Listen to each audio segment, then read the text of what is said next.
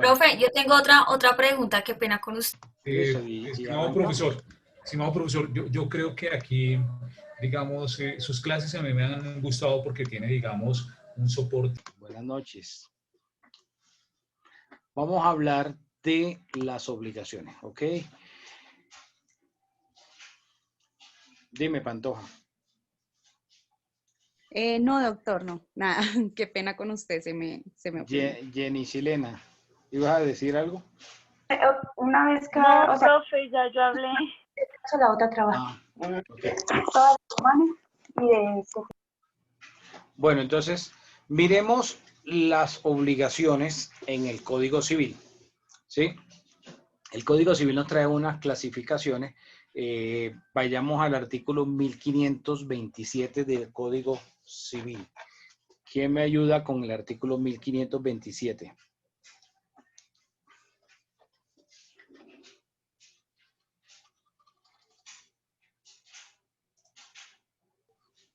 (1527), doctor. Las obligaciones son civiles o meramente naturales. Civiles son aquellas que dan derecho a exigir su cumplimiento. Naturales las que no confieren derecho para exigir su cumplimiento, pero que cumplidas autorizan para retener lo que se ha dado o pagado en razón de ellas. Tales son: primera, las contraídas por personas que, teniendo suficiente juicio y discernimiento, son sin embargo incapaces de obligarse según las leyes, como la mujer casada en los casos en que le es necesaria la autorización del marido y los menores adultos no habilitados de edad. Segundo, las obligaciones civiles extinguidas por la prescripción. Perdón, esa parte de ahí de la mujer casada, esa parte fue derogada, ¿sí? Y declarada inexequible. Sería, sin embargo, incapaces de obligarse según la ley y los menores adultos no habilitados de edad. Sí.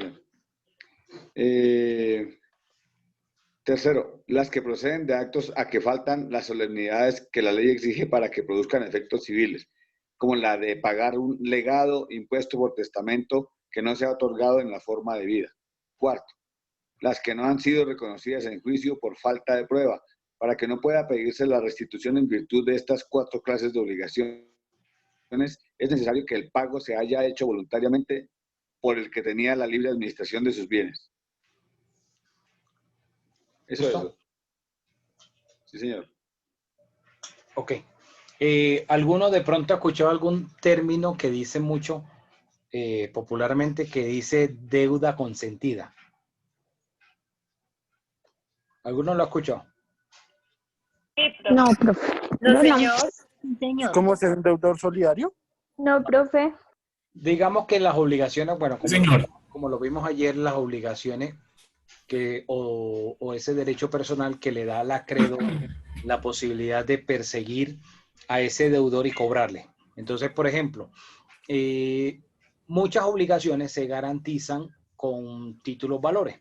Los títulos valores son documentos que no requieren, digamos, como que ciertas formalidades, como por ejemplo autenticarlos ante notario, ese tipo de cosas.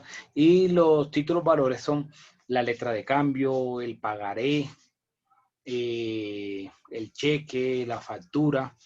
Entonces, cuando la persona, el acreedor, es decir, quien prestó el dinero, va a cobrar ante el juez, presenta la demanda. Pero resulta que desde el momento que se hace exigible, es decir, desde el momento que debe hacerse el pago de ese documento, que sería el vencimiento del título, hasta el momento que se presenta la demanda, debe haber un plazo.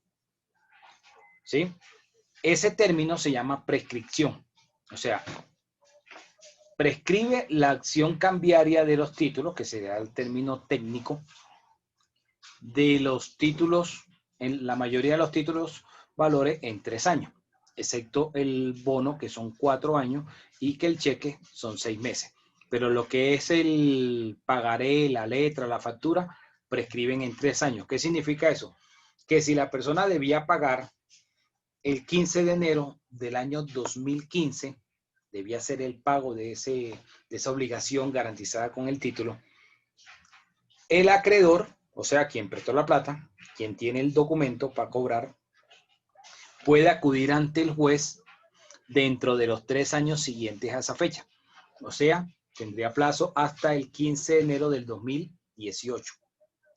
Si a partir del 16 de enero del 2018 ya esa acción cambiaria se pierde, o sea, ya no hay posibilidad de presentar la demanda porque operó el fenómeno de la prescripción. La prescripción es una figura en derecho que tiene 2 connotaciones: o adquirir el dominio de una cosa o extinguir una obligación. En este caso vamos a hablar de extinguir una obligación. Entonces, cuando opera el fenómeno de la prescripción, o sea, ese acreedor no pudo presentar la demanda o no la presentó por la razón que haya sido, dentro de esos 3 años, los 3 años, y ya prescribió. Es decir, dejó de ser una obligación civil, o sea, que podía presentarla ante el juez para hacerla valer, para hacerla exigible, y no significa que la deuda desaparece. La deuda no va a desaparecer. Otra cosa es que esa persona, ese acreedor, no tenga herramientas para acudir ante el juez y hacerlo valer, es otra cosa. Ahí es donde hablamos de que la obligación pasa de ser civil a ser una obligación natural. ¿Sí? Entonces, esa obligación natural significa, listo, sí, la deuda sigue, la persona no le pagó la plata, no le pagó el título, la plata que estaba garantizada con ese título, pero ya no tiene forma de embarcarlo. Entonces, ahí es donde la gente a veces coloquialmente dice, bueno, esa es una deuda consentida. ¿Qué significa? Como que, bueno, sí, le debe, pero ya no tiene cómo cobrarle. A eso me refería cuando preguntaba si habían escuchado el término de una deuda consentida. Dime, José Alfredo. Doctor, qué pena. Mire, es que yo en un trabajo de una anterior materia, frente a este tema que analizábamos, pues quizá con un criterio muy mínimo algunos, porque pues estamos en ese periodo de formación, consideré que también podría ser una deuda natural, que en principio pues podría ser de carácter civil. Por ejemplo, la obligación de alimentos de un padre con el hijo, que puede alegar o defenderse con el hecho de que, por ejemplo, no tiene trabajo en el momento que es demandado o citado a una comisaría de familia Insolventa. para obligarse a los alimentos del hijo, pero sin embargo, aunque pueda de alguna manera, entre comillas, subsanarse la situación de que él no vaya en ese momento, la deuda persiste, ¿no? O sea, la obligación persiste, ¿sí? Podría también... Pero no, pero ahí no aplicaría así como lo estás planteando y te voy a decir por qué. Porque primero, bueno, el artículo 411 del Código Civil dice a quiénes se le deben alimentos. Y dice, pues, a los descendientes, a los ascendientes, tal, o sea, traducido al hijo, al papá.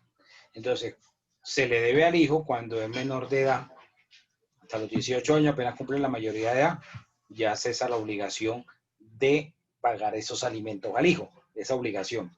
Tiene una obligación civil, es decir, la ley civil le está imponiendo esa acreencia. Muy bien por el ejemplo, pero no es como lo analizan. Entonces, gracias. El no pago no significa que se genere o que pase de ser civil a natural. Y te voy a decir por qué. Resulta que en tema de alimentos hay 3 actuaciones o 3 tipos de procesos diferentes. Y el uno debería ser consecuencia de haber agotado el anterior. Uno sería, primero, la fijación de la cuota. O sea, primero hay que establecer la cuota de alimentos. Entonces, para establecerla hay diferentes modalidades. Una forma, la señora puede ir ante la comisaría de familia y solicitar en la comisaría de familia una conciliación para la fijación de la cuota de alimentos. El comisario, si el tipo no va, no se presenta, por la ley 1098 del 2006, o sea, por el Código de la Infancia y Adolescente, el comisario está facultado para imponer una cuota provisional de alimentos. Mientras la señora acude ante el juez de familia para que el juez de familia le imponga una cuota definitiva. Eso dice la norma. ¿Ok? Sí, señor. Esa es una posibilidad. Otra posibilidad, digamos que el tipo sí fue a la audiencia. Llegó a la audiencia de conciliación y conciliaron una cuota. ¿Ok? Se estableció ya una cuota. Se estableció la cuota de esa forma. O puede también tratar de adelantarse esa conciliación de alimentos ante el Centro Zonal del ICBF, del Instituto Colombiano de Bienestar Familiar, con el defensor de familia, con la mediación del defensor de familia, y el defensor de familia también tiene la posibilidad de imponer una cuota provisional mientras acude la señora ante el juez de familia. O pueden ir a un centro de conciliación como el de nosotros, como el de la universidad privada, un centro de conciliación de una universidad o un centro de conciliación privado, y establecer una cuota. ¿Cuál sería la diferencia? La diferencia es que un conciliador no tendría la posibilidad de imponer una cuota provisional de alimentos, mientras que el comisario o el defensor de familia sí tienen la posibilidad de hacerlo. Esa sería una diferencia. Entonces, se puede establecer por una conciliación la cuota. O pueda que nunca se intentó la conciliación, sino que la señora acudió directamente ante el juez de familia y presentó la demanda para que se le fijara una cuota. Y el juez fija la cuota. Ese es el primer escenario. Si no se fija la cuota, no hay lugar, entonces, a exigir lo que no se ha pactado. ¿Ok? Aun cuando se tenga la obligación de hacerlo. ¿Sí me captan hasta acá la idea? Sí, doctor, sí. Entonces, Es más allá de un compromiso que nace de... Listo, se fijó la cuota. El señor no cumple. Entonces, como el señor no cumple la cuota, me perdonarán los caballeros, pero pongo el ejemplo porque la mayoría de los casos sucede así. En la mayoría de los casos son los tipos los que incumplen. Aunque he visto en el consultorio jurídico que hay muchas conciliaciones donde la señora es la que tiene la cuota, o sea, que se ha invertido la carga y que no cumple. Pero la mayoría de los casos son los hombres. Entonces, el señor no cumple con la cuota. Entonces, como el señor no cumple con la cuota, pero está trabajando, tiene bienes que embargarle, entonces la señora, como ya se fijó la cuota, fuera por un acta de conciliación o por una sentencia del juez, acude ante el juez y presenta una demanda que se llama demanda ejecutiva de alimentos. En la demanda ejecutiva de alimentos, lo primero que se pide es el embargo. Y se le va a embargar el sueldo o se le va a embargar los bienes que tenga. ¿Ok? Lo único que se va a discutir en ese momento es si el señor ha pagado o no ha pagado las cuotas que debe. Es lo único. Ahí no se va a discutir más nada, si la cuota está alta, si está muy bajita, nada. Solamente si la ha pagado o no la ha pagado. Vean que ya es el segundo escenario. El primero es fijar la cuota, el segundo es irse por un proceso ejecutivo de alimentos. Pero resulta que si el tipo está trabajando y se retira del trabajo porque no quiere darle la cuota al hijo, ahí es donde entonces podría la señora acudir a la Fiscalía General y formular la denuncia por inasistencia alimentaria. Porque si ustedes se van al delito, lo que dice el Código Penal, ¿qué dice el Código Penal frente a los alimentos? Dice, el que se sustraiga injustificadamente de la obligación de los alimentos contra los hijos. Ahora, en el ejemplo, ya va Salomé, en el ejemplo que pone José Alfredo, dice, bueno, el tipo no está trabajando, entonces, digamos como que estaría justificado que no pueda pagar. La respuesta es no, señor.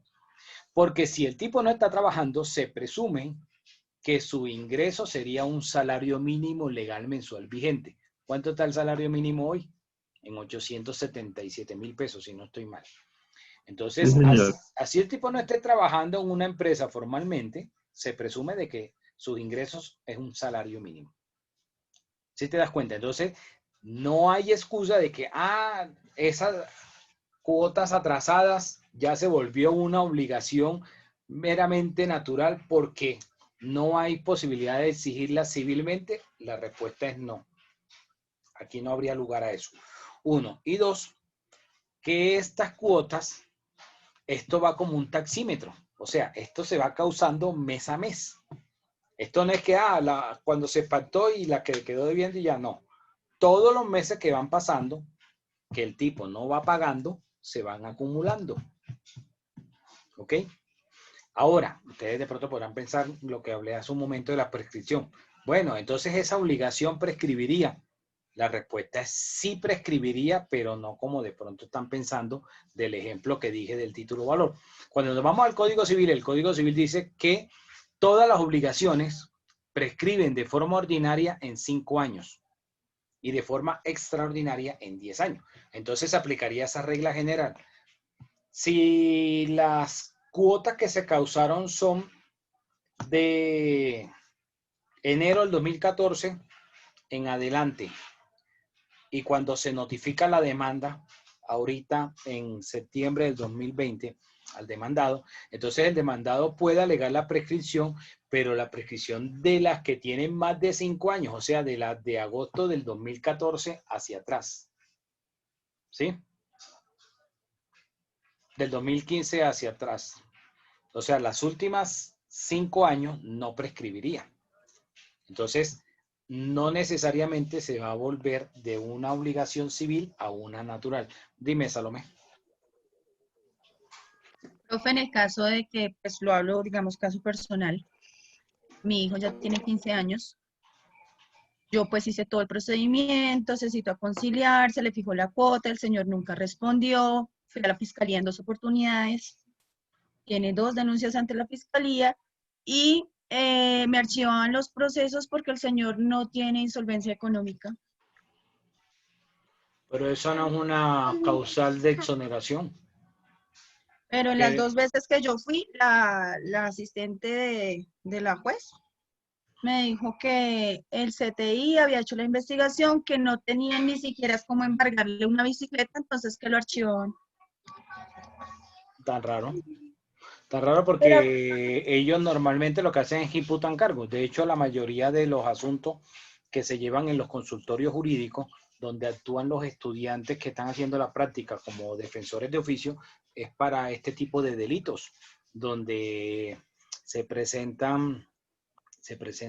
la imputación por parte de la fiscalía y lo que va a verificar la fiscalía es que quizás la persona, digamos, estaba cotizando, que de pronto es a lo que tú te refieres como que se insolventó y no significa eso, sino que van a demostrar en el juicio, la fiscalía tiene que demostrar más allá de toda duda ante el juez, quien toma la decisión al final es el juez, de que la persona cometió el delito.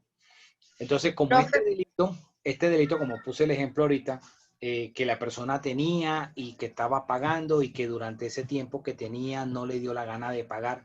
Entonces, si de pronto en este caso que tú dices, lo que hizo el investigador del CTI fue mirar que durante ese periodo de tiempo que no le pagó los alimentos, el tipo quizás nunca estuvo afiliado a la Seguridad Social como cotizante. Entonces, de pronto sea independiente.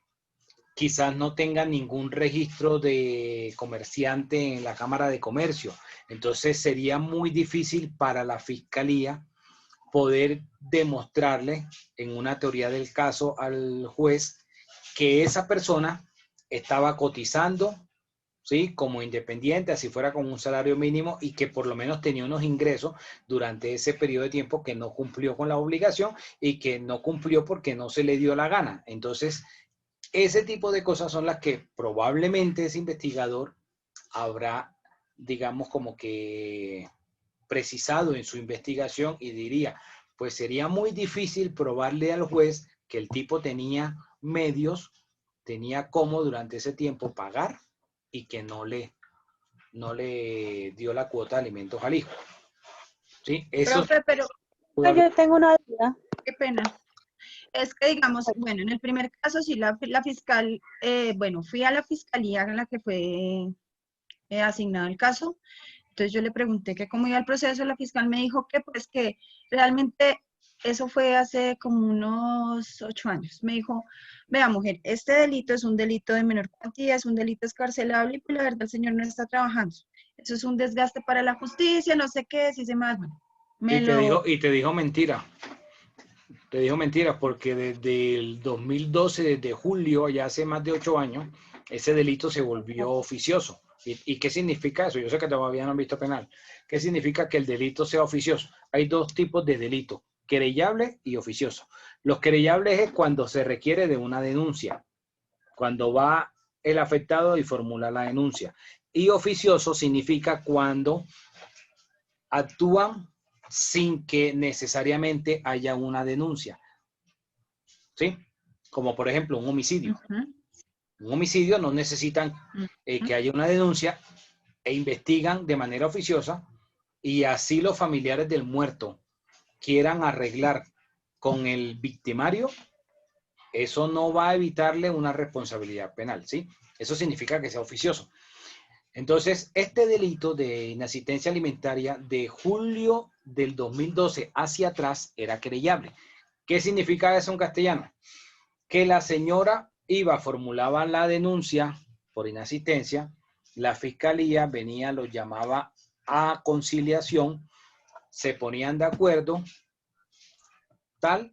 el tipo de polvo volvía a incumplir y ahí moría la investigación y hasta llegaba ese proceso, ¿ok?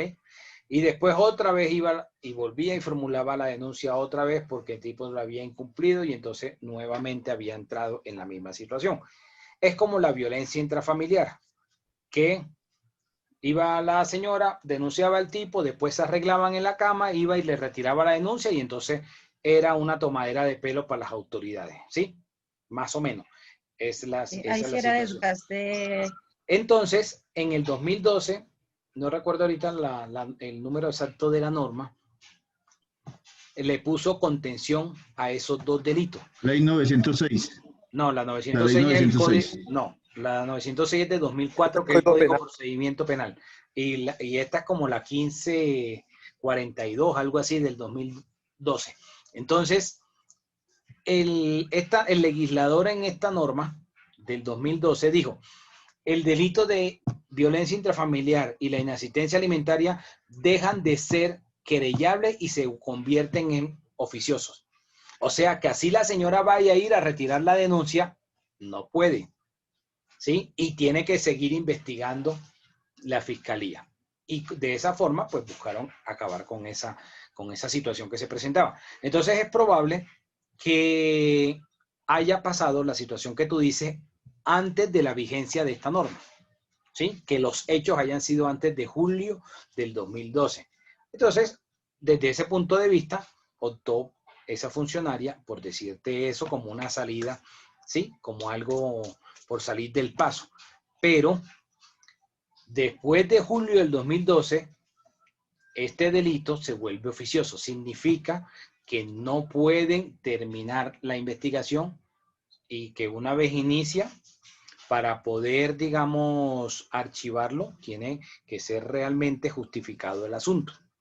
Entonces, quizás lo que el funcionario vería es que no tenían como que suficiente material probatorio para que pudieran demostrarle al juez que el tipo no le daba la plata de la cuota porque no le daba la gana. Palabras más, palabras menos.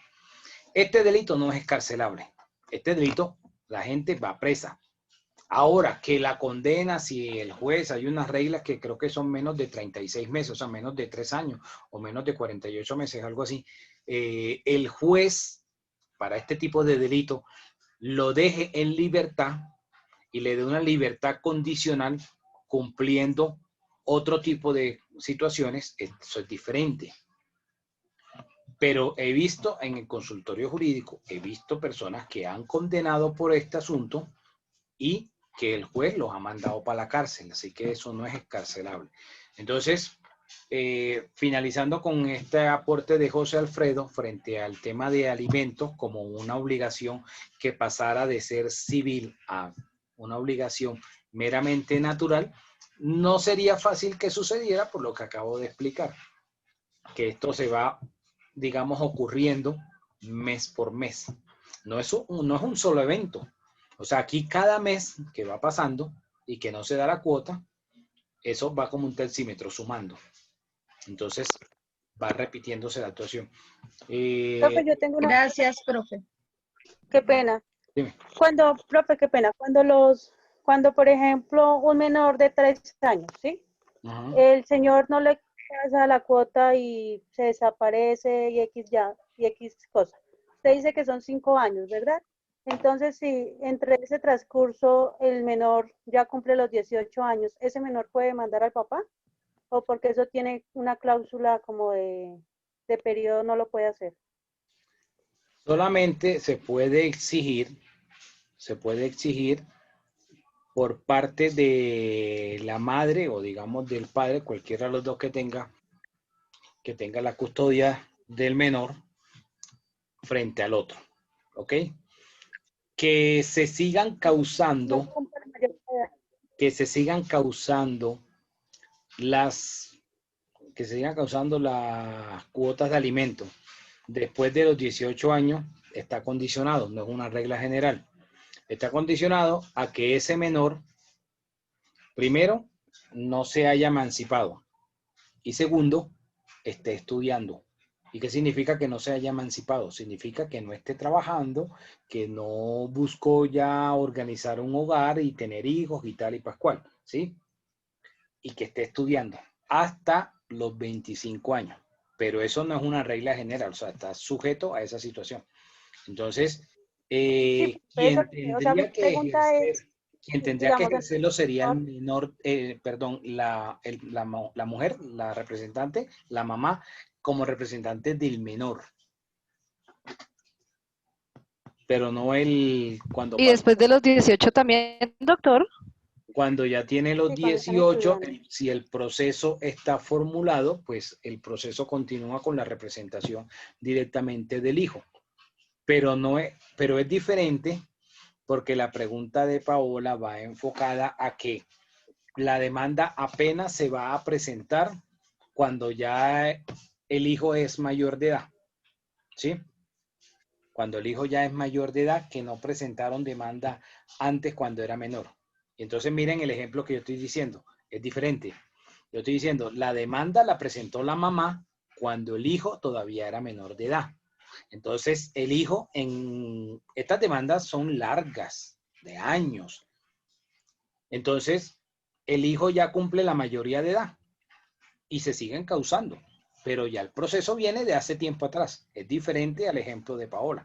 El ejemplo de Paola es, esperó la mayoría de edad para ir a presentar la demanda. No creo que el juez le admita esa situación. Profe, yo tengo una pregunta, qué pena. Eh, pues es que yo tengo un caso parecido que es con mi hermanastra. El papá demandó a mi mamá y ya mi hermana es mayor de edad, pero aún así el que sigue cobrando todo y le siguen pagando, él le tiene embargado el sueldo a mi mamá, es él, más no mi hermana. La pregunta es, ya cuando se cumple la mayor de edad, obligatoriamente ya tiene que pasar el proceso o tiene que pasar, o mi hermana tendría que pasar como el derecho para ya anular el proceso, o eso automáticamente ya pasa a manos de mi hermana. No te entendí. No te Sí, entendí pues, cómo era la situación. ¿Quién es el es lo demandado? que Si quieres, di el nombres para que me demandado sea mucho más fácil. Pedro es el demandado y bueno, el hijo entonces, es tal que... el demandado es María y el demandante es Nelson. Y Nelson es menor de Y edad. no, y el Nelson es el representante de Laura, que es la hija entre ellos de Nelson y María. Ajá. Entonces Nelson Pero la que demanda se es, formula por este señor Nelson, pero no Nelson reclamando un derecho de él, sino en representación de la hija, ¿sí? Para reclamarle y embargarle a la mamá, para cobrarle a la mamá la cuota de alimentos, ¿sí? la cuota, sí. Y entonces Ujú. María cumple la mayoría de edad durante este proceso, ¿sí? Laura cumple ya es mayor de edad, sí, señor. Entonces el Ahí, proceso sigue. ¿Cuándo se va a terminar el proceso? El proceso no se va a terminar porque cumpla el menor la mayoría de edad. El proceso lo va a terminar el juez cuando se terminó de pagar la obligación, porque es una obligación civil. Cuando terminó de pagar, lo que pasa es que, como dije ahorita, esto es como un taxímetro. Cada mes va pasando, que va pasando, va sumando. pero es que ya, es decir, María nunca se ha colgado en las cotas. Ella siempre le descuentan por derecha ahí en la nómina. Lo que pasa es que mientras sea menor de edad, los jueces no levantan el embargo. Esa es, el Por eso, pero ya es 99% de mayor las de edad. veces lo niegan. Así el demandado esté al día.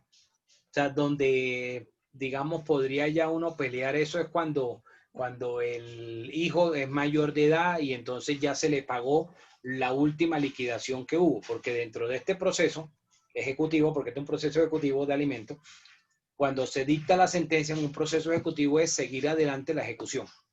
¿Cómo comienza un proceso ejecutivo? El proceso ejecutivo comienza con una orden que da el juez.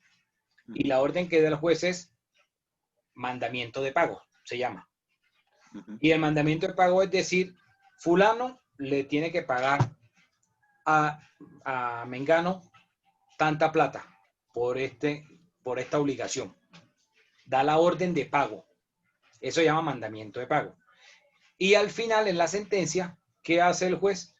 Seguir adelante la ejecución, o sea, mantener lo que dijo al principio y después de seguir adelante la ejecución, después de esta sentencia, se hace una cuestión que se llama liquidación del crédito. Entonces, cuando se hace la liquidación del crédito, se va a decir, bueno, en el mandamiento de pago, el juez dijo que tocaba pagar tanta plata de capital, de tanto que se le debía, más unos intereses de tanto por ciento, o una tasa de tanto por ciento. Entonces, se proyecta y se liquida esa deuda en ese momento, ¿ok? Entonces, como estos el embargo, se van descontando poco a poco, no es así de rapidito que van a pagar, porque hay unas reglas en el embargo, y por ejemplo, en el embargo del salario, no le pueden descontar si no es la quinta parte del excedente del salario mínimo. Entonces, si la persona se gana 2 millones de pesos, entonces dirás, la quinta parte de 2 millones de pesos son 400.000. 4 por 5, 20, sean 400.000. No. Sería de esos 2 millones descontar los 870 y pico del mínimo y sobre ese 1.100.000 Pero si se gana más del mínimo. sacarle. Por eso. Por Se eso, gana 2 imbécil. millones. Se gana 2 millones. Tú descuentas el mínimo. 877. Te va a quedar 1.120.000 y pico. De ese 1.120.000 y pico es que va a sacarse la quinta parte. O sea, estamos hablando de 200 y pico mil de pesos. Entonces, mensual, que le vayan a descontar de los 2 millones que se gana. De el crédito, digamos que cuando hicieron el cálculo, le dicen, bueno, usted tiene que pagar 15 millones de pesos. Hasta que no termine de pagar esos 15 millones de pesos, no puede solicitar que entonces que le desembarguen.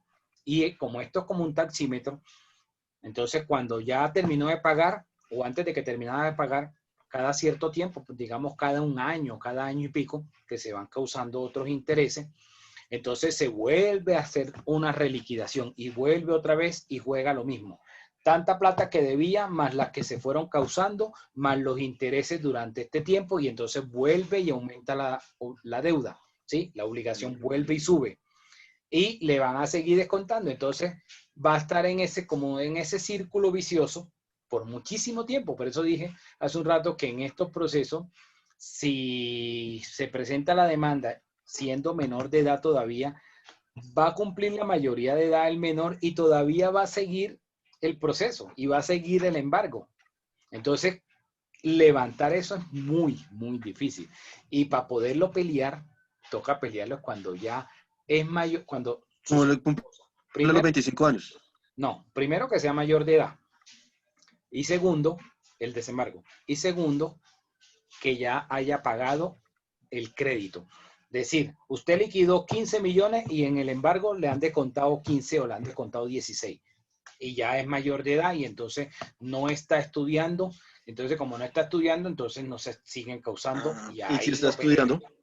Si está estudiando, pues se sigue el embargo. ¿Sí? Ahí sí está hasta los 25. Hasta, pero mientras está estudiando, tiene que acreditarle cada semestre al despacho que está estudiando. Si no acredita, pierde el derecho. O si va y mete las patas y entonces tiene un hijo o se casa, hasta ahí le llegó el derecho a exigir los alimentos, ¿ok?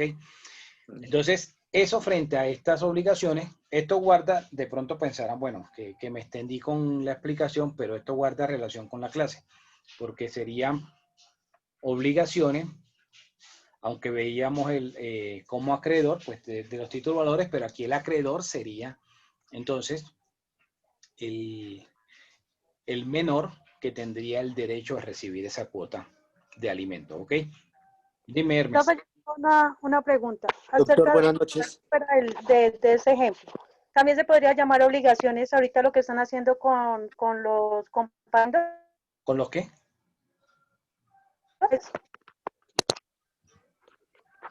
¿Esa qué obligación sería? No te escuché, solamente que si sería lo que están haciendo ahorita con... Ahorita lo que se está viendo con el tema de los comparendos, ¿sí? Que si se lleva determinado tiempo, no se cancela la deuda, automáticamente los de tránsito, o sea, la empresa encargada, embarga las cuentas. ¿Eso Sí, qué es obligación igual. sería? Es igual, es igual. Una obligación. Se trataría como una obligación civil porque se manejan en las entidades como la Secretaría de Movilidad, tienen la facultad por ley de hacer procesos de cobro coactivo. Y el proceso de cobro coactivo es que ellos sacan una resolución diciendo que fulano infractor debe tanta plata por la multa de tal cosa, de la infracción tal, y sobre eso ordenan el embargo y piden embargos de cuentas, del salario, de vehículos, de casas, igual, tal cual. Ahí la entidad termina siendo juez y parte. Dime, Ok, Hermes. ok, profe. Doctor, buenas noches. Una opinión muy corta en cuanto a lo que decía la compañera, que obviamente sí noto con extrañeza lo que le dice la fiscal, porque como su merced lo explicaba inicialmente, eso se va acumulando, esa cuota, ese monto de dinero y de la obligación hacia el menor. Y lo que dice la doctora, que obviamente archivó el caso, pues sí se me parece algo anómalo, porque en mi caso sí he tenido que materializar varias capturas por ese delito, pues toda vez que se tipifica en el Código Penal, entonces sí no entiendo por qué le dicen eso a la Claro, cada compañera. quien, digamos, habla de cómo le va en el baile. Entiendo de pronto Sí. por lo que le diga el funcionario por sacárselo. Pero lo Doctor, importante es que haya quedado la claridad de que estas obligaciones o esta clasificación que nos trae el Código Civil de una obligación, cuando es civil y cuando se vuelve natural. Y reitero, porque bueno, hemos estado hablando de la obligación civil, pero reitero sobre las obligaciones naturales. Se va a volver una obligación natural cuando no hay forma de hacerla exigible. No significa que no se va a pagar, ¿sí? O que no haya que pagarla. La diferencia es que no hay forma de hacerla exigible a las malas, ¿sí? Esa va a ser la diferencia. Entonces, por ejemplo, si el tipo nunca le pagó la cuota por muchísimo tiempo y no tiene nada que embargarle, ahí la obligación, podríamos decir, bueno, es una obligación natural, ¿sí? Porque de pronto ya no hay posibilidades porque es mayor de edad, no tiene en este momento medios para perseguirle. Y podemos decir, bueno, desde ese punto de vista podría considerarse una obligación natural. Pero lo que quería que quedara claro es que una obligación natural la va a diferenciar de la civil, que no hay forma coercitiva de hacerla exigible, de cobrarla, ¿sí? De pronto ustedes pensarán, bueno, voy a poner otro ejemplo menos polémico que el de inasistencia alimentaria y que el de los alimentos, y es con las centrales de riesgo. No sé si ustedes han visto que a veces ustedes piensan, bueno, ¿en cuánto tiempo creen ustedes que deben sacar del data crédito de las centrales de riesgo a alguien que no haya pagado una deuda? Profe, creo que son 5 años. Creo que son 5 años, profe. La morosidad. La ley de la ¿El doble del tiempo?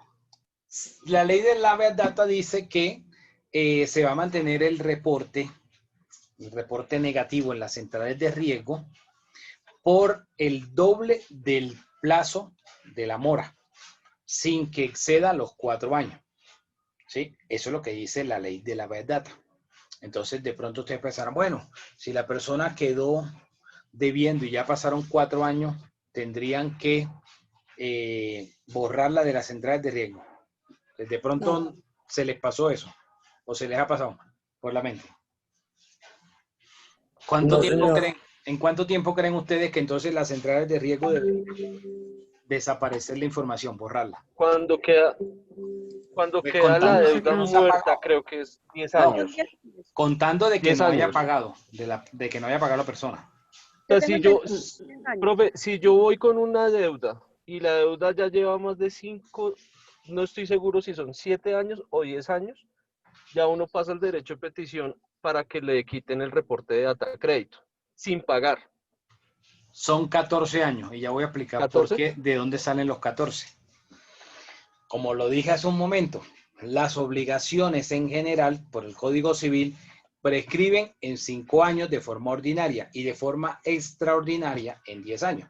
Entonces, si aquí la persona, el deudor, no pagó, aplicaría la prescripción extraordinaria, o sea, 10 años. A partir de esos 10 años es cuando empezaría a contar los 4 años que le permite la ley de la vía data, ¿sí? Porque entonces, pasaron 10 años, pero como no se pudo cobrar, entonces reporte a la central de riesgo, actualice la información en ese reporte y a partir de ahí va a permanecer por 4 años, que sería lo que establece la ley de la vía data. Entonces, si ustedes suman los 10 más los 4, pues serían 14. Claro, bueno, no es un negocio quedar reportado para esperar 14 años para decir que lo saquen de la central de riesgo, porque nadie sabe qué puede pasar en 14 años, ¿verdad? Entonces, de esa forma operaría la situación con las centrales de riesgo. Pero vuelvo y retomo al principio. Una obligación cuando se vuelve natural no significa que desapareció. O sea, si la persona pasaron los 14 años y le borraron ese reporte de la central de riesgo, no significa que ya no debe la plata. No significa eso. Que no tiene esa entidad cómo cobrarle esa deuda, eso es otra cosa. Y entonces por eso hay que borrarle el registro o actualizarle la información crediticia y es diferente a que si hubiera pagado. ¿Sí quedó claro? Pero en dado caso, profe, que después de esos 14 años, digamos, la persona, no sé, adquirió bienes y eso, se los pueden igual embargar, pero ¿por qué si No. ya canceló, o sea, ya el periodo pasó? No, porque como lo mencioné hace un rato, el periodo para la prescripción del título valor son 3 años. Cuando uno va y pide un crédito o le dan una tarjeta de crédito o cualquiera de estos productos de los bancos, ellos lo que hacen es que le ponen a firmar un pagaré. Ese pagaré va en blanco, con espacios en blanco. Especialmente va el espacio en blanco del valor de la deuda y de la fecha del vencimiento. Pero cuando hacen el diligenciamiento del pagaré y presentaron la demanda, a partir de ahí empieza a contarle los 3 años. Ahora, ¿qué le garantizaría a una entidad financiera esperar tantos años para ir a diligenciar el título y presentar la demanda? Acuérdense que yo les dije que el Fondo Nacional de Garantías cubría la mayoría de las deudas de los créditos. ¿O por qué creen ustedes que el sector financiero no se volvió a quebrar más ningún banco? Y que miren los reportes de la semana pasada, los reportes en materia económica de los periódicos. La banca, en medio de todo, de la pandemia y que le dieron facilidad a la gente, dejándole de cobrar a muchísima gente por varios meses las cuotas, reportaron 1 punto y pico de billones de pesos de utilidades. ¿Por qué? ¿Por qué no se han vuelto a quebrar? Porque el Fondo Nacional de Garantía le cubre los créditos a Raimundo y todo el mundo. Que no se lo digan a todos los deudores, eso es otra película. Entonces, por eso, en la práctica no termina siendo ventajoso para el banco esperar demasiado tiempo. ¿Qué hace el banco? El banco espera en promedio entre 90 y 120 días. Después de 120 días lo pasa como cartera castigada y hace el cobro al Fondo Nacional de Garantía. Profe, una pregunta. Qué pena. Cuando hay un embargo de las cuentas por multas y eso, ¿cierto? Si ya uno hace el pago, ¿cuánto tiempo uno tiene que esperar para que se le quite el embargo de la cuenta? Lo que tienes que hacer de cualquier embargo, cualquiera que sea de una entidad por cobro coactivo o de un juzgado, va a ser igual, es tan pronto se hace el pago, solicitar el oficio de desembargo y llevar el oficio de desembargo al banco. Y el banco debe ¿No tiene algún inmediatamente. término para que ellos lo hagan? No. Término como tal no hay. Ahí toca volverse intenso. Ah, ok. Muchas gracias. Listo. Bueno, creo que no quedó duda frente a las obligaciones civiles y naturales, ¿no? No, señor. Gracias. Miremos el 1530. Obligaciones modales, condicionales y modales. ¿Quién me ayuda con el 1530? Es la obligación condicional la que depende de una condición, esto es, de un acontecimiento futuro que puede suceder o no. Bueno, voy a hablarles de una figura en materia civil que se llama la fiducia civil inembargable. Me imagino que nunca la habrán escuchado, a menos que de pronto alguno aquí haya trabajado en notaría. Sí, o trabaja en notaría. ¿Alguno lo ha escuchado? Profesor, qué pena, es que no, se me fue la señal y no le escuché bien. Qué pena. Voy a hablar entrecortó, de la fiducia civil inembargable, ¿sí? Como una obligación condicional. ¿Alguno ha escuchado la fiducia civil inembargable? No. ¿No? No, doctor. Ok. Me imagino que ustedes habrán visto que en algunos casos hay unas personas que vienen y le hacen una venta simulada al hijo. ¿Sí?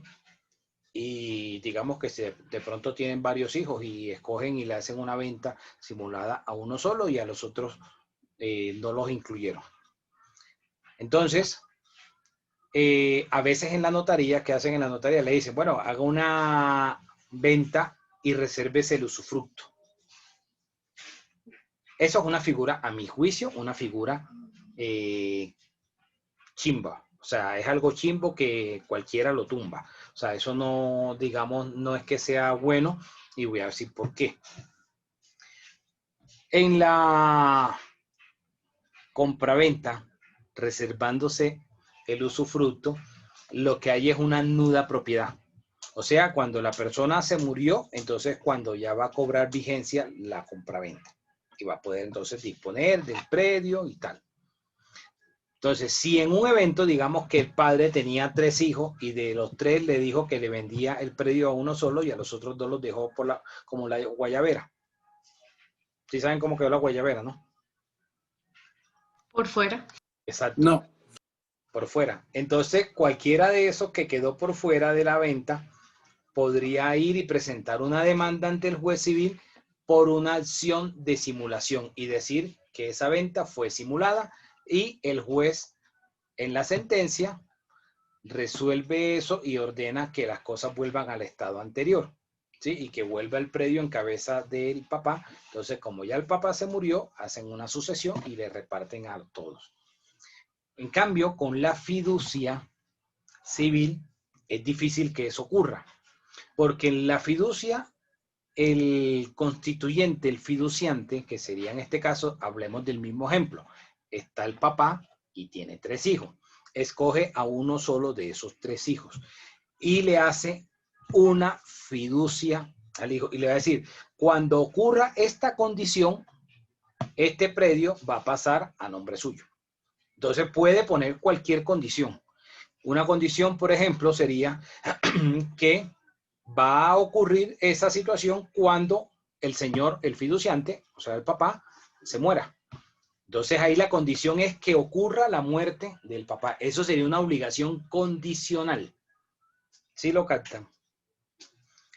Entonces, en esos eventos hablamos de que la obligación va a ser condicional, o sea, que está sujeta a que suceda una situación para que pueda hacerse exigible esa obligación. Mientras no suceda la situación, esa condición, esa situación que se estableció como condición, pues no se va a poder hacer exigible como tal.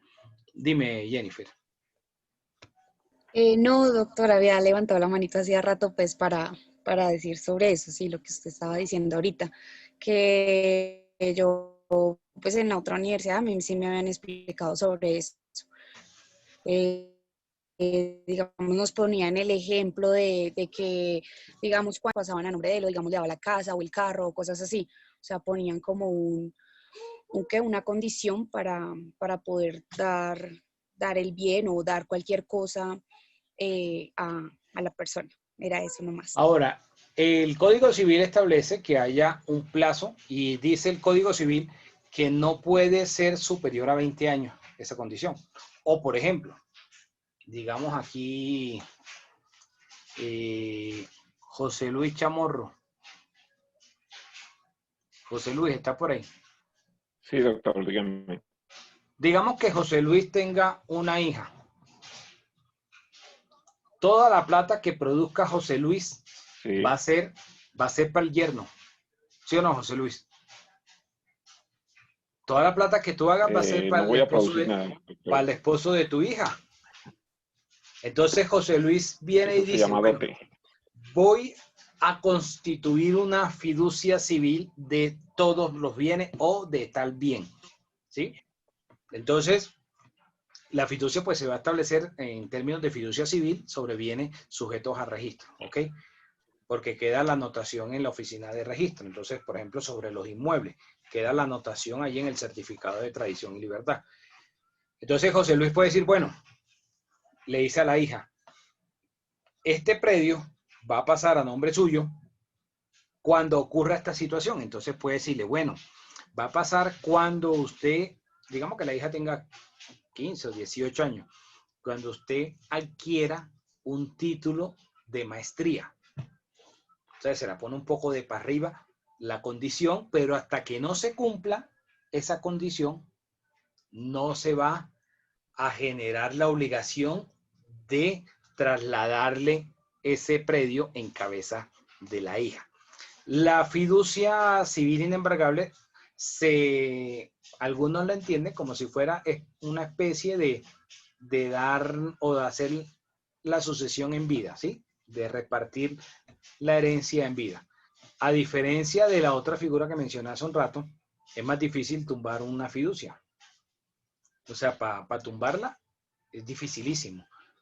Después de que no se cumpla completamente la condición, es muy difícil. Entonces eso le da O mayor sea, garantía a esta puede ser una figura. condición de tipo ilícito. ¿Cómo?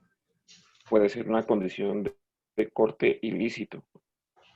Y no, porque entonces el objeto de la obligación, acuérdate que el contrato debe tener un objeto lícito. Entonces la obligación, digamos que estaría amparada en un contrato. Y pues no podría tener un objeto ilícito. Entonces, por ejemplo, bueno, que adquiera una maestría y si apenas tiene 15 o 18 años tu hija, significa que antes de pensar en casarse con el noviecito, ¿qué tiene que hacer? Tiene que estudiar una carrera universitaria, después de que obtenga el título de pregrado, empezar una maestría para que cuando se cumpla la condición, entonces ahí sí se genera la obligación de pasarle el bien en cabeza de ella. ¿Sí me entendiste? Antes, o algunos lo llaman también a nivel societario como protocolos de familia. Y por eso te decía que al final el papá termina haciendo el billete para el marido de la hija. Porque el que va a heredar el emporio va a ser el esposo de la hija. Dime. Doctor, una duda. Dime. Digamos un caso, listo. Mi mamá me dejó a mí la herencia, pero la única condición es que yo sea abogada. Listo. Entonces, conseguí mi título y toda la herencia quedó a nombre mío. Pero yo tengo una hermana. mi hermana, a pesar que yo cumpla esa condición, ¿ella puede tumbar esa herencia, ya que a No, ella no le tocó nada? bajo esta figura no. Esa es la ventaja, de que en esta figura de la fiducia civil inembargable es como hacerlo de esa forma caprichosa, por decirlo así, sin tener en cuenta las reglas de los testamentos. Porque acá, digamos, las personas, de pronto para aclarar un poco más esta parte, las personas pueden hacer con los bienes, o sea, con lo que tienen, con sus bienes, lo que les plazca en vida, ¿sí? No hay ninguna norma que obligue que las personas no pueden hacer venta o que no pueden hacer tal cosa y que tienen que dejarle los bienes para que los hijos se los repartan. La ley no dice eso. La ley no dice eso. Por eso, cuando habló hace unos meses el gobierno de una figura de la hipoteca inversa y muchos pegaron el brinco, y dijeron, ay, pero eso es para enriquecer más a Luis Carlos Sarmiento Angulo y tal y Pascual, pero no vieron la finalidad de esa figura. Esa figura existe en otros países como en España y la figura, digamos, no es mala. ¿Por qué? Aquí en Bogotá ocurre un fenómeno, ya desde hace muchos años, ya tiene más de 15 años de estar diagnosticado ese problema, y se llama la pobreza oculta. Especialmente en localidades como la localidad de Teusaquillo, donde ustedes ven casas de corte inglés, ¿sí? Y ustedes las ven muy bonitas, pero los que viven ahí, que ya son personas muy adultas, muchos de esos propietarios, no tienen cómo comer, no tienen cómo pagar impuestos. O sea, tienen, digamos, ahí la casa, pero con unas condiciones de vida deplorables. No todos, pero eso es muy común en la ciudad. Y así como aquí en Bogotá, habrán en otros lados del país también, en otras ciudades. Entonces, esta figura, digamos, está concebida como para ese tipo de situaciones. Si la persona quiere darse una buena calidad de vida en sus últimos años, entonces, ¿por qué no ir y decirle al banco, oiga, hagamos una hipoteca a la inversa, denme esa suma de dinero mensualmente, ya que no pude tener pensión, ¿sí?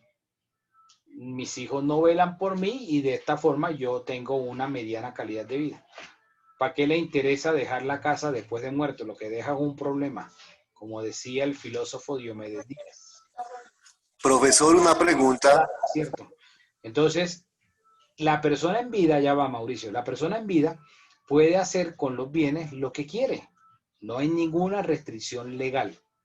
Lo único que ustedes de pronto podrán escuchar es que a veces en las notarías, cuando una persona que tenga por ahí más de 75 o 78, 80 años, va a hacer la venta de un bien, de un inmueble, el notario le exige, y ya eso está funcionando hace un tiempo, le exige una certificación médica de su médico tratante de la EPS, donde diga que la persona está en sus 5 sentidos, está en todos sus cabales y es consciente de la negociación que está haciendo, ¿sí? O sea, esto ya viene funcionando hace tiempo, de que las personas, para evitar de pronto estafa o ese tipo de cosas. Entonces aquí, en el ejemplo o en la pregunta que hace Paola, muy bien, esa era la idea de que lo analizaran de esa forma, que es como una manera de repartir los bienes haciendo de lado las reglas sucesorales. ¿Cuándo aplican las reglas sucesorales? Las que están en el Código Civil.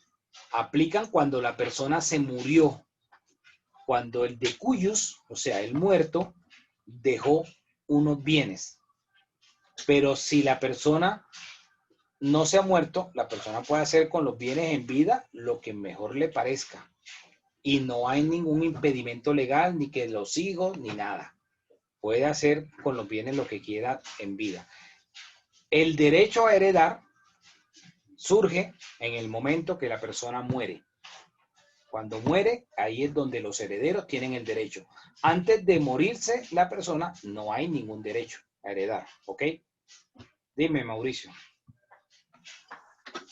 Sí, señor. Pues mire, lo que pasa es que este ejemplo, en una masa sucesoral está pues la parte de la esposa, por decirlo, y la parte de los hijos. Entonces, pues la señora es dueña del 50%, más la primera sucesión del 25%, y pues el resto es de los hijos. Entonces, en este momento, por ejemplo, esa familia está buscando, digamos, no hacer el proceso, otro proceso de sucesión, sino está buscando que se entregue, digamos, el bien a nombre de los hijos y que quede el usufructo para, pues, la señora. Entonces, no sé si quizás en este caso la fiducia civil inembargable pueda aplicarse para que pues más adelante no tengan que volver a hacer el mismo procedimiento que ya hicieron cuando falleció el padre. Sí, sí podría. Ah, Lo listo, único que muchas gracias. lo que pone ahí, y ese es el ejemplo que estamos hablando de una obligación condicional, es que hay que poner una condición. Entonces, en ese caso pueden decir, bueno, la condición que este bien va a pasar a fulano, sutano y mengano cuando ocurra tal cosa. ¿Cuando ocurra qué? La muerte de la señora. Sandra, dime. Perfecto, muchas gracias. Te estaba levantando la mano, Sandra. Sí, señor. Doctor, en el artículo 1530, el de las obligaciones condicionales, hay tres condiciones, pero es que la tercera, si me puede explicar, habla que pactarse esas obligaciones condicionales a través de unas cláusulas accidentales. ¿Esas a qué se refieren? ¿En el 1530 o de cuál me está hablando? Sí, en el 1530, es que en el Código Civil De un más abajo. acontecimiento futuro que puede suceder o no.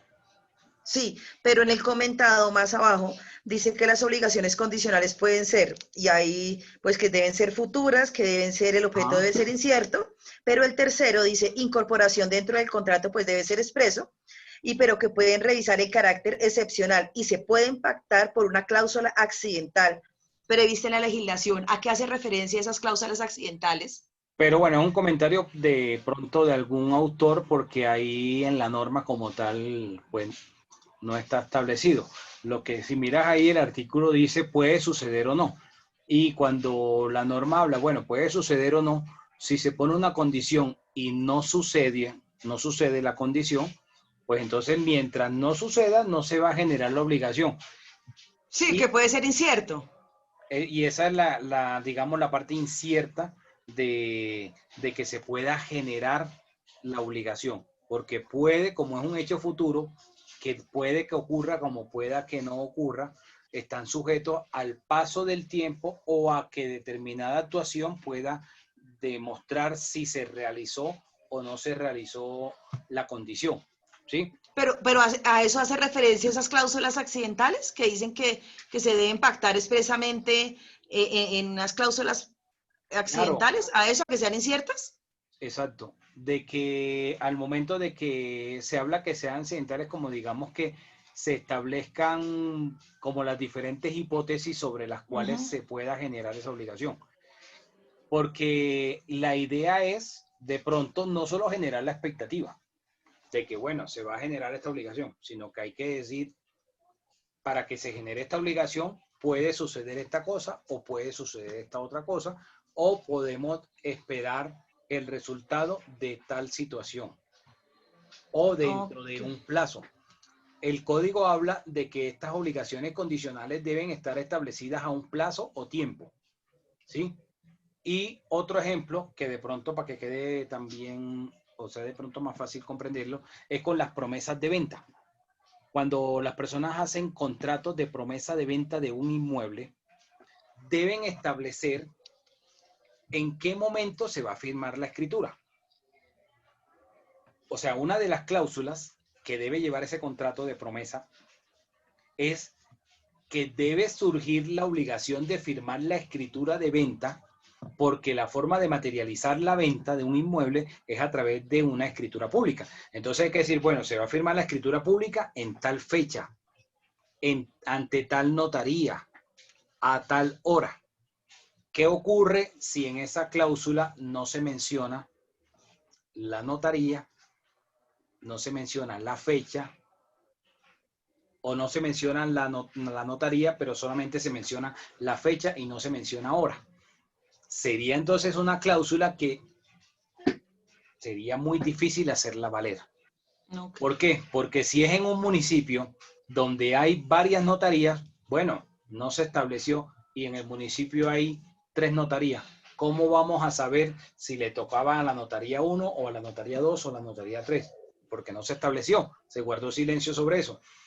Se estableció la fecha, listo, el 30 de febrero. ¿Y la hora? ¿Sí? Entonces, ahí es donde habla de pronto de esa parte del comentario de que sea accidental, de que hay que establecer varias hipótesis o varias situaciones para que sea de más fácil comprensión y hacerla valer. Porque si se deja establecida, por ejemplo, el artículo 89 de la ley 157 de 1887, que hace parte integral del Código Civil, dice que dentro del contrato de promesa debe ir en qué notaría, la fecha y la hora. Si faltan cualquiera de esas 3 condiciones, de esas 3 situaciones, entonces el juez no puede resolver el contrato si se fueran a un proceso de resolución de contrato por incumplimiento. Entonces el juez va a decir, bueno, pero es que aquí la obligación no quedó bien definida. ¿Sí?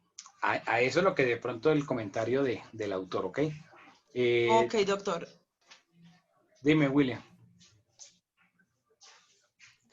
Doctor, una pregunta. ¿Esa fiducia mediante qué acto se constituye?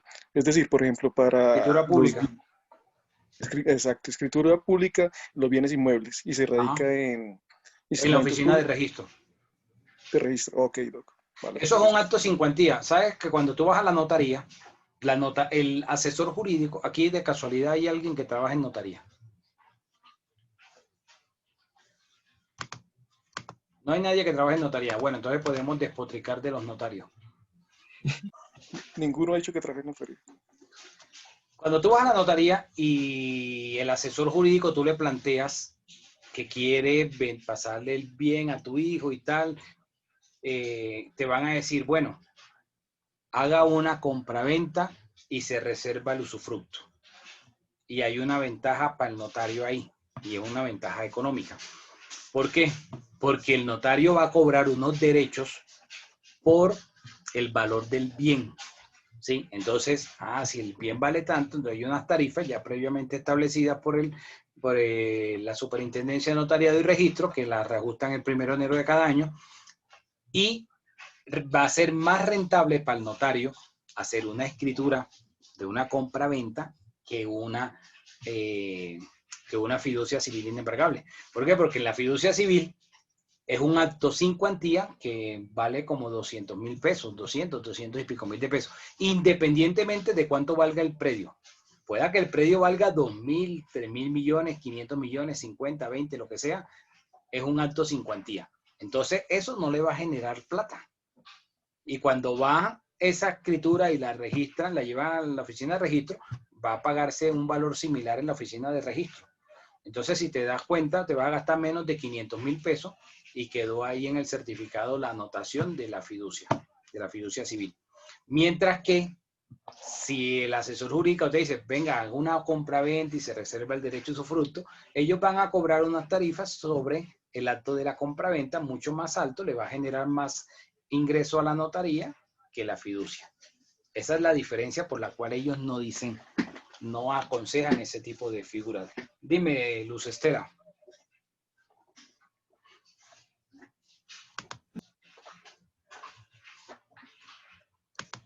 Luz Estela. Ay, doctor, qué pena, es que tengo problemas con el micrófono. Doctor, le quería hacer como una pregunta. En un caso de, un ejemplo, un señor Álvaro llevaba viviendo bastantes años con una señora en unión libre, sin tener legalizada la unión marital de hecho. Ellos ahora conviven, pero hace como más de 20 años ya no tienen una relación de unión marital de hecho. y ella ahorita le está pidiendo a él la mitad de la casa. Eso es viable que él le dé la mitad de la casa. De hecho, hay 2 hijos con ella, pero obviamente los hijos tienen derecho a una parte de esa casa, pero la señora también tiene parte o no. Depende. Para responderte, te tengo que hacer una pregunta. ¿La casa está a Sí. nombre solo del señor? Del señor, del solo, sí, del solo. Solo de él. Entonces Sí. los hijos no tienen vela en ese entierro. O sea, ellos no tienen ningún derecho. Para que la señora tenga un derecho, tendría que agotar requisito de procedibilidad en un centro de conciliación. Si todavía conviven bajo el mismo techo, pues le quedaría difícil al señor decir de que no conviven, ¿sí? O sea, ¿cómo van Sí. a entrarse a la intimidad si tienen vida marital, vida de pareja o no? ¿Sí? O sea, sería muy difícil esa parte. Pero bastaría con que lo alegara. Obviamente no van a conciliar, pero tiene que agotar ese requisito y formular la demanda, para lo cual requiere de un abogado. Al formular la demanda, el juez va a declarar, si las pruebas son contundentes, va a declarar la existencia de la unión marital y en ese momento el juez liquida la sociedad patrimonial. Entonces va a decir, bueno, sobre estos bienes que se adquirieron como esta casa, la señora tiene derecho a la mitad. Pero ahí los hijos no tienen nada. Doctor, es que lo que se quiere que pues los hijos sí pues se les da la parte que les corresponde, pero a la señora no, porque es que con la señora no tiene, o sea, ella es prácticamente como una inquilina ahí. Por eso te digo, los hijos legalmente, por la forma como me abordas la pregunta, los hijos no tendrían ningún derecho en este momento. ¿Cuándo van a tener derecho los hijos? Cuando el señor se muera. Cuando En este momento no. fallezca, sí. Ahora, Sí. si el señor quiere en este momento decir, bueno, que le va a pasar a los hijos y tal, puede hacerlo. Y de una forma Y no darle a ella nada, ¿lo puede hacer? de poder hacerlo, él puede, mientras no haya un proceso, él puede hacer con el bien lo que él quiera. Puede venderlo, puede pasárselo a otra persona, puede hacer una donación, lo que él quiera, mientras no tenga ninguna restricción, ¿ok? Ok, bueno, sí, señor, gracias. Dime, Gina Caterín. Y profe, una pregunta. Profe, ¿qué pasa que me llegó, digamos, un proyecto de vivienda en el cual me solicitan un documento de propiedad de un terreno? Tenemos una propiedad, pero está a nombre de mi mamá, pero mi mamá ha fallecido. ¿Cómo podemos hacer o qué se debe hacer? Si el bien está en cabeza de tu mamá, tendrían primero que hacer la sucesión. ¿Para qué? En la sucesión, ¿qué se hace? En la sucesión lo que se hace es que pasa en cabeza de los herederos el bien. Entonces tendrías que hacer primero la sucesión. Una vez haces la sucesión, en la sucesión va a aparecer posteriormente pues los herederos como los propietarios de ese bien. Ok, profe, y si somos 3 personas, digamos 3 hijos, pero quiero que el terreno me quede a mi nombre, o sea, estando de acuerdo con mis dos hermanos. Bueno, tendrían que hacer primero la sucesión y cuando hagan la sucesión, ahí en ese momento pueden hacer la cesión a título de venta, o sea, como si te vendieran la parte de ellos a ti. Listo, gracias, profe. Pero, o sea, es impajaritable la sucesión. No la pueden evitar. Hay que hacerla. Ok, gracias, profe. Bueno. Mi lady Yasmín. Gracias, profe. Es que tengo una duda.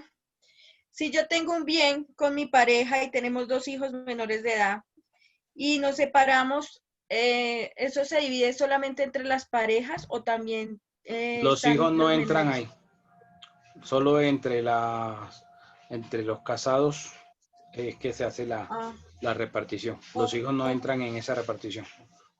O sea, los hijos solo Ok, van a profe, recibir gracias. el papá o la mamá cuando el papá o la mamá se muere. Del resto no. Gracias, profe. Bueno.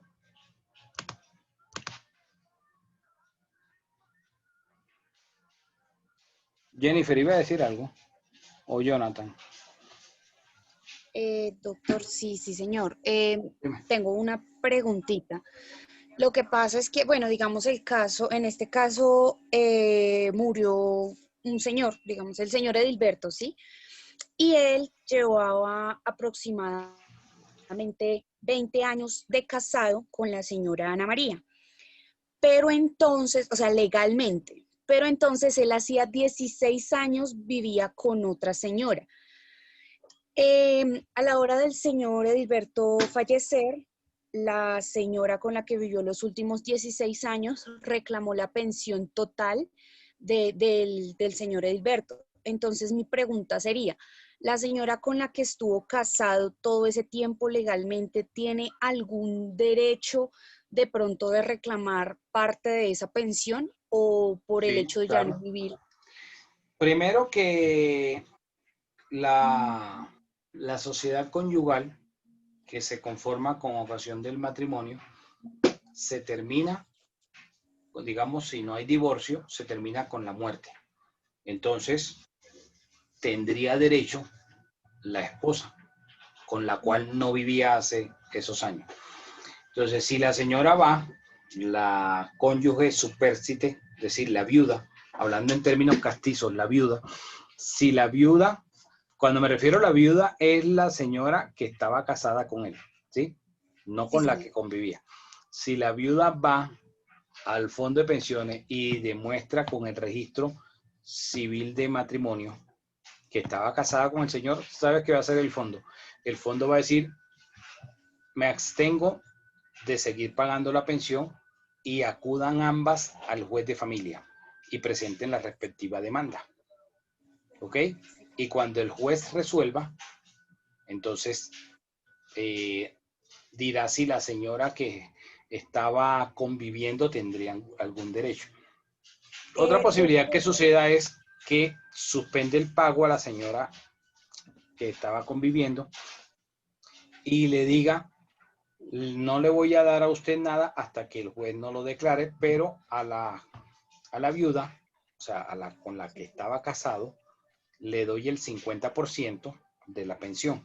Y el otro 50% queda en stand-by, queda ahí acumulándose hasta que el juez de familia le reconozca a la otra señora con la cual tenía la unión marital los derechos, primero declarar la unión marital y luego que tenga el derecho a que reciba ese 50%. Y ahí dividirían la pensión entre ambas señoras.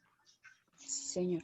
Doctor, hay un pequeño problema en este caso y es que el señor Edilberto se quitó, o sea, él se llamaba Edilberto Alfonso Lemus en la cédula, pero a la hora de pensionarse, los papeles le salieron con el nombre solamente de Edilberto Lemus Ramírez. En ese caso, él tuvo que cambiarse el nombre, obviamente quitarse el Alfonso, y pues él aparece en el acta de matrimonio bajo el nombre completo, Edilberto Alfonso Lemus Ramírez. En ese caso, ¿qué es?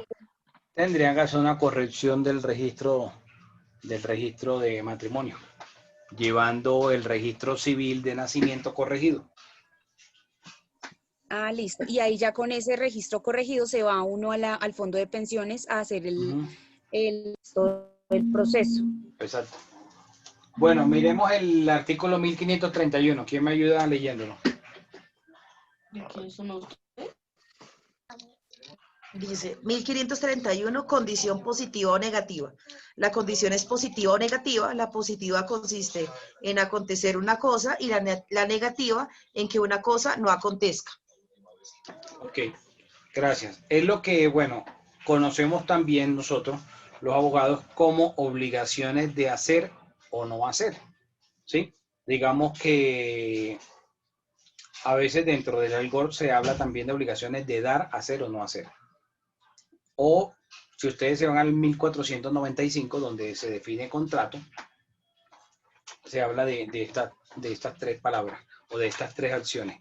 Y acá la obligación puede ser positiva o negativa. Cuando hablamos de que una obligación pueda ser positiva, una obligación podría considerarse que es positiva cuando le reporta un beneficio, ¿sí? Por ejemplo, como en el caso de la sucesión. Si en las sucesiones, así como se recibe los activos, también los pasivos, o sea, también las deudas. No solamente los bienes, sino también las deudas. Y eso se llama recibir la herencia con beneficio de inventario. Entonces, digamos que dentro de la sucesión se reciba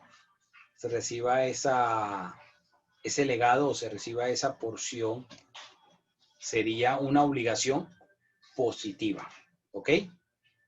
Una obligación negativa, podríamos, como el ejemplo que puso por allá el amigo José Alfredo al principio de la clase, que una obligación podría considerarse también negativa cuando impone una carga como la de reconocer y pagar una cuota de alimento.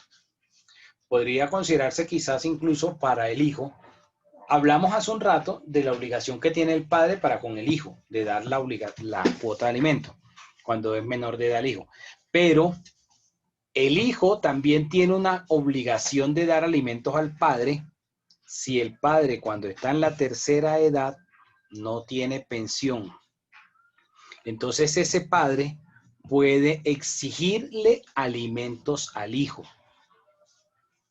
Entonces ahí el hijo podría considerar, bueno, que esa sería una obligación negativa, porque de pronto diría, bueno, pero sé que mi papá no se portó bien conmigo, o de pronto, ¿por qué se la pasaba era bebiendo trago y no pensó en tener una buena vejez? ¿Sí?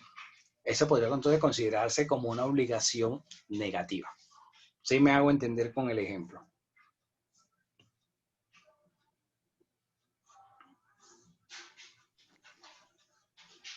Sí, señor.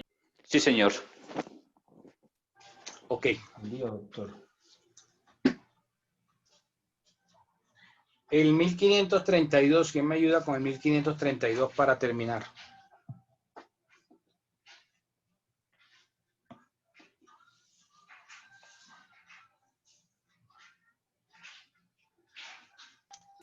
Dice 1532. La condición positiva debe ser física y moralmente posible. Es físicamente imposible la que es contraria a las leyes de la naturaleza física y moralmente imposible la que consiste en un hecho prohibido por las leyes o es opuesta a las buenas costumbres al orden público. Se mirarán también como imposibles las que estén concebidas en términos intangibles. Ininteligible. Bueno, también podríamos hablar de esas obligaciones positivas y negativas en ese aspecto. ¿Alguna pregunta hasta acá? No, señor.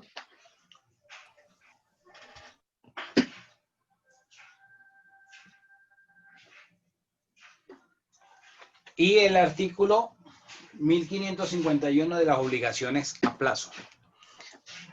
Pero, doctor, una pregunta. En esas condiciones imposibles, el ejemplo también puede ser que le dejan la casa, pero algo que es moralmente imposible, no sé, que pidan como que se deja la casa, pero si va a la luna, un ejemplo así.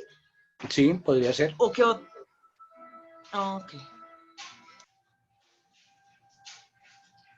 El 1551. Aunque, bueno, ahorita con los vuelos esos que está dando esa empresa SpaceX, que está trabajando con la NASA, pues ya no sería tan imposible.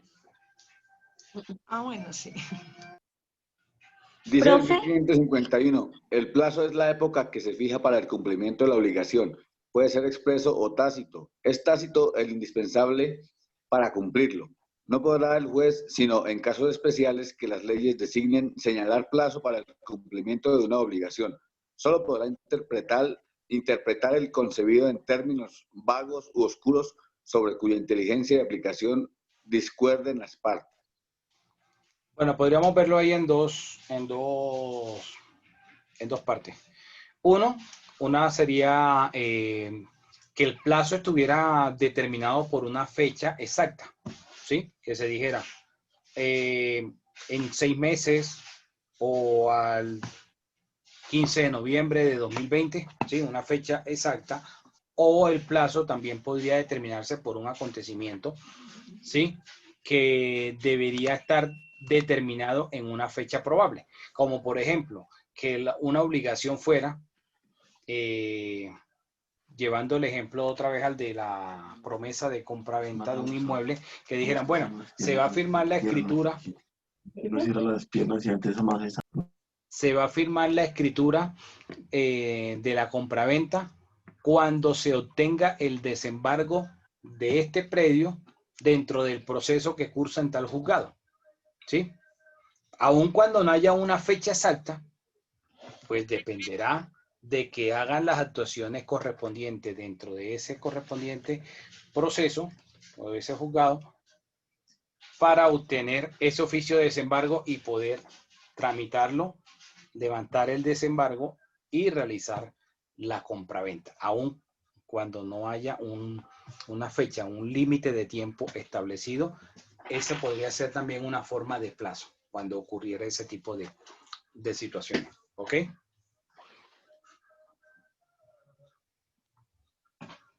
Iba a decir algo, Jonathan.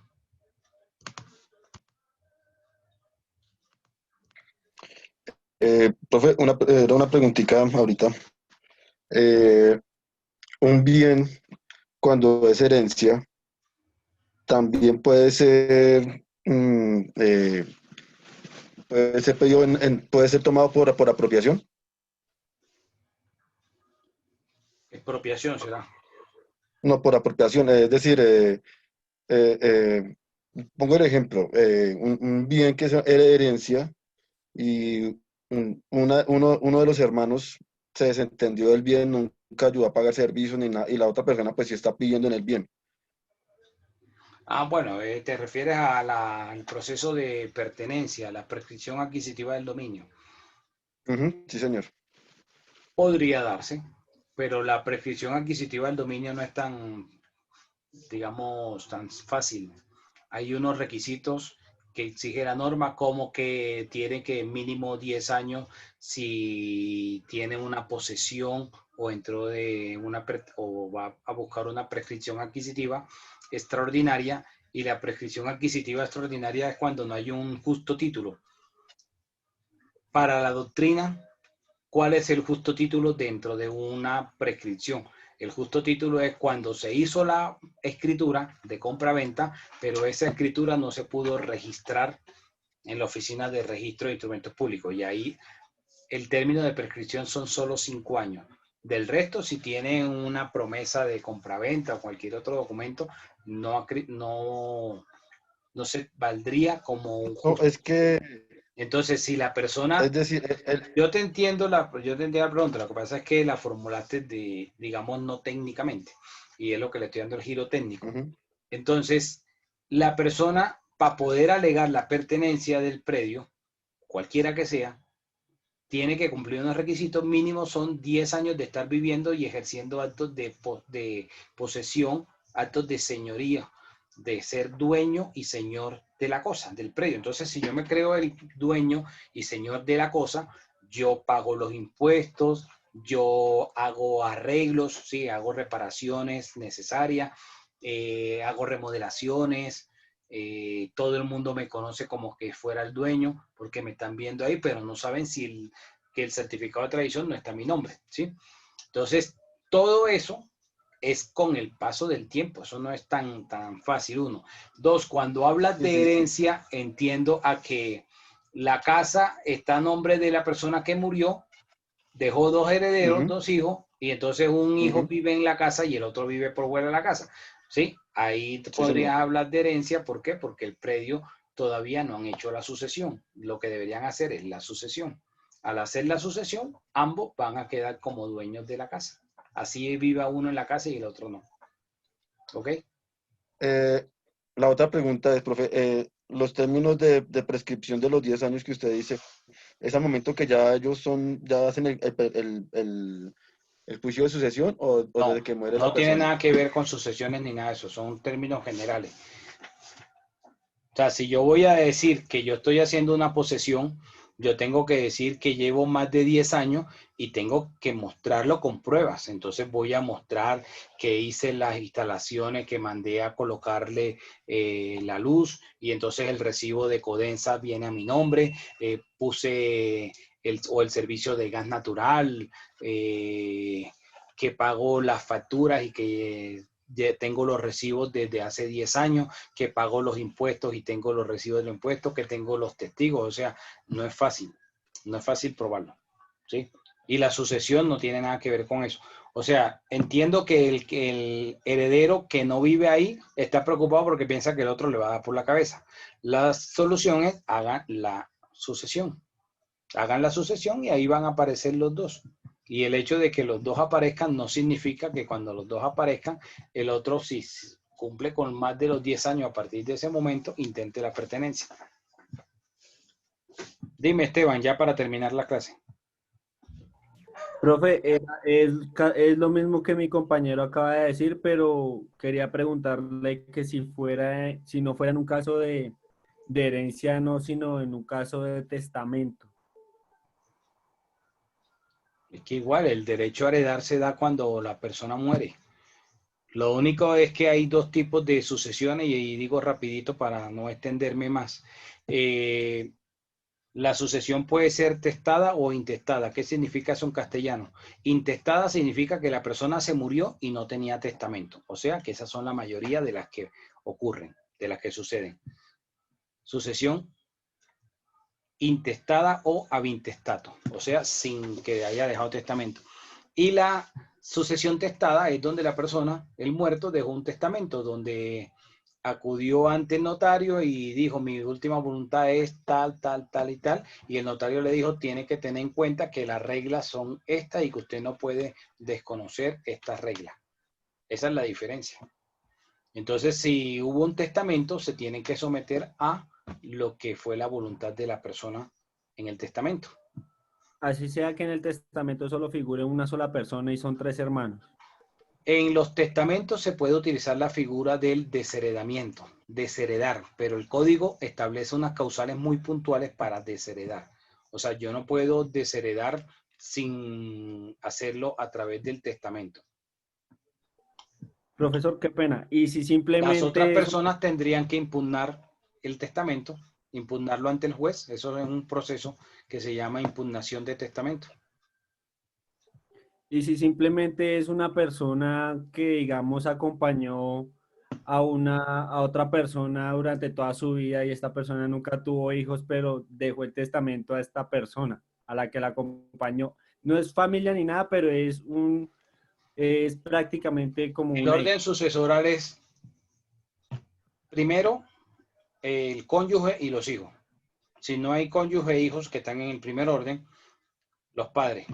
Si no hay padres, los hermanos. Si no hay hermanos, los sobrinos. Y si no hay sobrinos, hereda el gobierno a través del Instituto Colombiano del Bienestar Familiar.